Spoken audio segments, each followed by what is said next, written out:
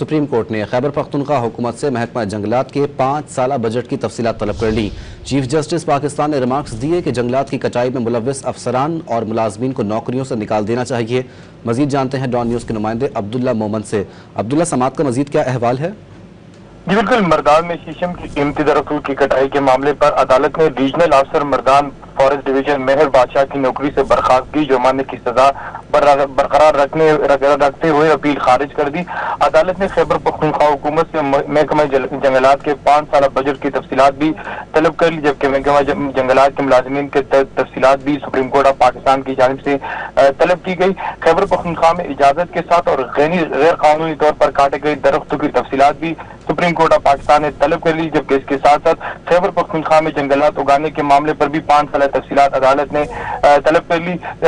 Supreme court نے کہا کہ تیزی کے ساتھ جنگلات کو کاٹے جانے کا معاملہ انتہائی سنگین ہے۔ چیف جسٹس قاضی فائز عیسیٰ نے کہا کہ ملی بھگت سے جنگلات کی کٹائی ہو رہی ہے، جنگلات کی تیزی کے ساتھ کٹائی سیلاب اور لینڈ سلائڈنگ کا باعث بن رہی ہے۔ سپریم کورٹ نے اپنے ریمارکس میں کہا کہ جنگلات کی کٹائی سے موسمیاتی تبدیلیوں پر برے اثرات مرتب ہو رہے ہیں، پورے ملک میں درخت کاٹ کر بیچے جا رہے ہیں۔ چیف جسٹس قاضی فائز عیسیٰ نے کہا کہ درختوں کی کٹائی میں ملوث ملازمین اور افسران کو نوکری سے نکال دینا چاہیے۔ محکمہ جنگلات کو بچانے کے بجائے چائے پانی کا کام رہ گیا ہے۔